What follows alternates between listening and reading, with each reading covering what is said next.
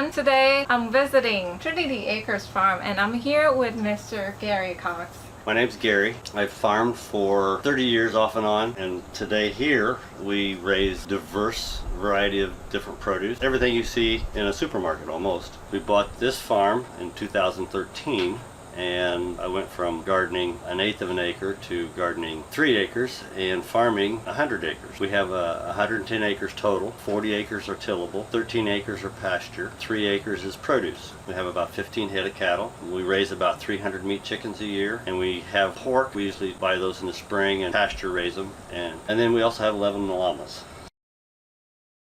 And I heard that you are certified organic. How long ago is it? We became certified last year in the spring 2017.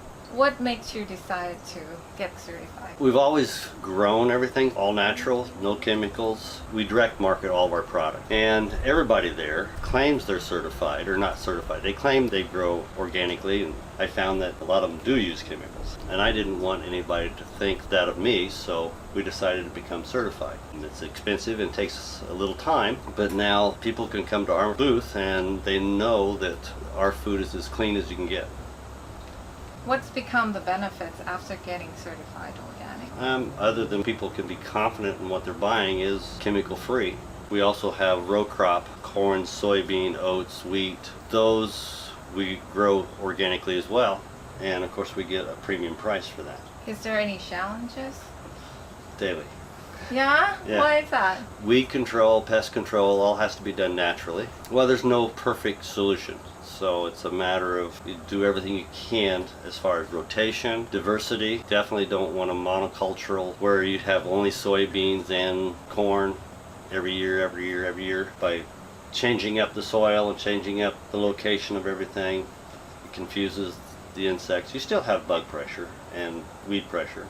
What are some strategies that you use? Strategies that we use for the weeds? Rotation's probably the biggest. We're in the process of converting to no-till in produce. Everybody knows the benefits of no-till, the fact that you're not disturbing the soil, you're letting microorganisms work and live without, because every time you turn it or do something to the soil, you're killing microorganisms, and that's what builds your soil.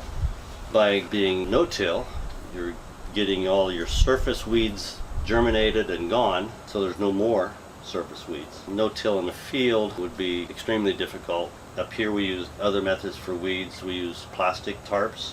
We'll tarp an area that kills all the weeds. Then we can go back in. It doesn't kill them all. There's still always some that come up, but it reduces them a lot. So. Certification requires you recertify every year, so you still have to complete all the paperwork, all the documentation. We keep track of our sales. We keep track of what we plant, when we plant. We keep track of when we spray, what we spray, where we spray. We keep track of what we harvest. So it's a lot of record keeping. That's the biggest challenge for certification. Could you share with us what influences your decisions of choosing what to grow? Well, I grow what I like to eat, and then we also grow crops that are profitable. Tomatoes, lettuces, cucumbers. That's probably the most profitable items we have. How come? They produce well. Okay. And quickly. Lettuce is 30-day turnaround, so I can plant lettuce and have it at the market in about 30 days. It doesn't take up a lot of space. The more we can turn an area, the more profit we make off that square foot of ground. Tomatoes is a high dollar item, so that's the reason why it's a good profitable item. An item that we do grow is eggplant. I don't like eggplant, but I do have a market for eggplant. Bok choy. I very seldom use bok choy, but we do have a market for bok choy. So we do grow things that people ask for. Okra is another item. I'm not crazy about it. I think everything else I like. I grow kale, Swiss chard, bell peppers. Now I grow several varieties of hot peppers we don't use. Strawberries, sweet corn, green beans, carrots, radishes, turnips, potatoes, sweet potatoes. These are things that you had growing up, is that right? Yeah, in fact it's kind of funny. My mom, she finally tried winter squash this year. Okay. I never had it when I was a kid growing up. She liked it. And I liked it. It's just one of the things we just never had when we were growing up. Now, some families did. They had a lot of it. So it just depends on the culture of their background, I guess. Could you tell us about where you sell these produce?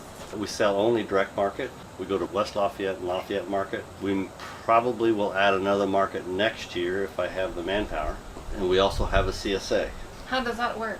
The CSA, Community Supported Ag, they pay for a membership in the farm in the spring, which gives us cash up front to use to grow, plant, and pay labor to do all that.